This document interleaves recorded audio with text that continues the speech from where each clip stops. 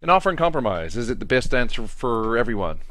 My name's Darrin Mish, and I'm a tax attorney, and my practice is based in Tampa, Florida, but we represent clients around the United States and throughout the world.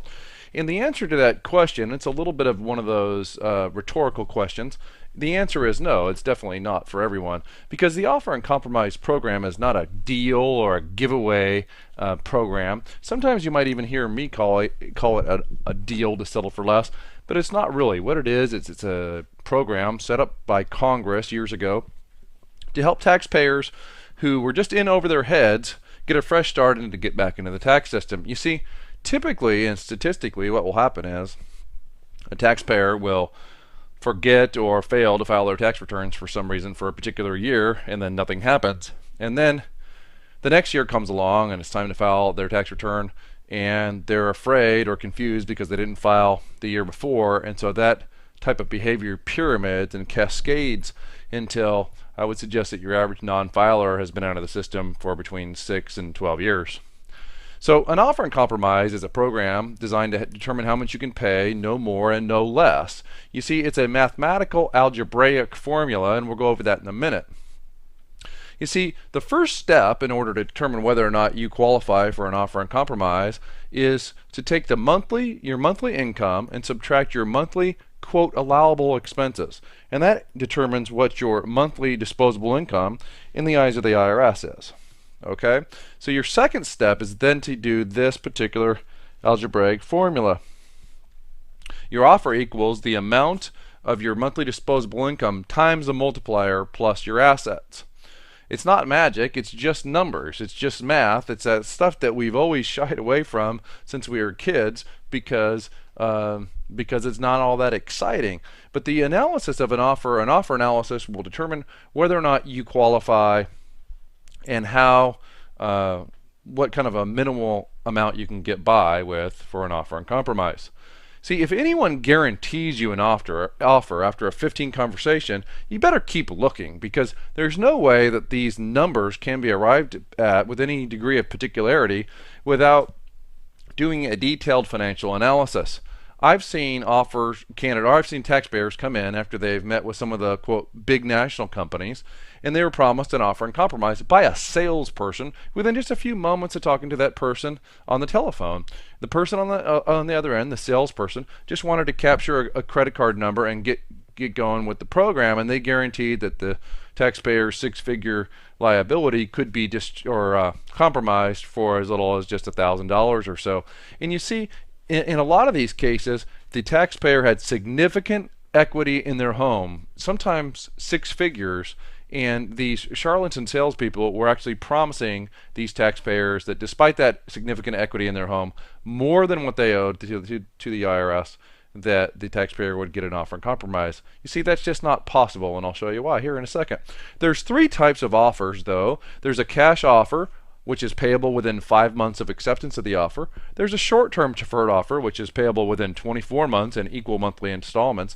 And there's a long-term deferred offer, which is payable out over the number of months left on the collection statute expiration. What that means is the IRS has 10 years from the date of an assessment of a tax to collect the tax.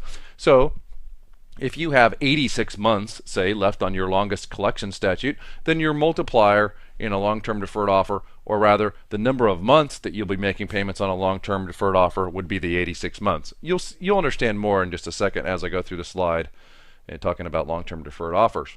But back to a cash offer, again, it's payable within 5 months of the offer acceptance, and you can see that algebra program here on or problem here on the screen. It's your monthly disposable income times 48 plus your assets equals your offer amount. So in the illustration that I've placed on this slide, if we had $50 in monthly disposable income and we multiplied that by 48, that would equal $2,400. And let's assume zero in assets for now. That would mean your offer would be $2,400. It doesn't matter if you owe $25,000 or $250,000. Your offer in this scenario, in this illustration, would be $2,400. The second type of offer is called a short-term deferred offer, and you'll remember that's payable out over a 24-month period in equal monthly installments. So take the algebra problem here in this particular type of offer is very similar to the cash offer, but it's monthly disposable income times 60 plus your assets equals your offer amount. So if we take that same $50 in monthly disposable income and we multiply it now by 60 instead of 48, we come out with $3,000. Let's again assume zero in available assets. That means that your $3,000 offer would be paid out over 24 months, which is $125 per month for 24 months. Now, I have a little bit of a pet peeve here, and that is if you can only afford to pay $50, how in the world do you pay $125 per month for the next 2 years? And I think the answer is simply that you're going to have to borrow that extra $75, the difference between $125 and $50, from friends or family or relatives or something like that. So I think that's the answer in short-term deferred offers. It has been the answer in every one that we've done. Now, the last type of offer, as I indicated, is a long-term deferred offer, and that's payable out over the number of months left on the statute. See, I explained earlier what the collection statute expiration date was, but your algebra problem turns into this. Monthly disposable income times the collection statute expiration date, or the number of months left on the collection statute, equals your offer amount. So if we took that same illustration of $50 and you had 10 years exactly left on the collection statute, then that would be an offer of $6,000 or $50 a month for 124 months.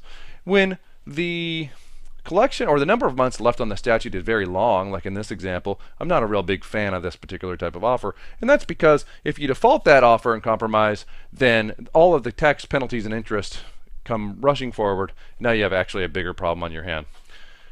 The required documents in order to file an offer in compromise are the Form 433A, which is a collection information statement for individuals, and you'll also need a 433B if you're actually an incorporated business. You'll need the Form 656, which is the offer in compromise form from the IRS. You'll need 3 months of documentation proving your expenses and your income. There's a $150 filing fee, and there's also a 20% down payment requirement for cash offers. Those checks for the filing fee and the 20% down payment should be in separate checks, and they should be made payable to the U.S. Treasury. It's important to note that if you get an offer in compromise accepted, and I hope you do, then there's actually a 5-year probationary period where you must file and pay your taxes on time. If you fail to do so, then your offer will actually be rejected, and it will come back roaring with tax penalties and interest as if you never actually had an offer in compromise accepted. If you have questions about the offer program, or if you'd like someone to help you with an offer in compromise, please give us a call toll free at 888-438-6474. That's 888-GET-MISH, or visit us on our website at getirshelp.com.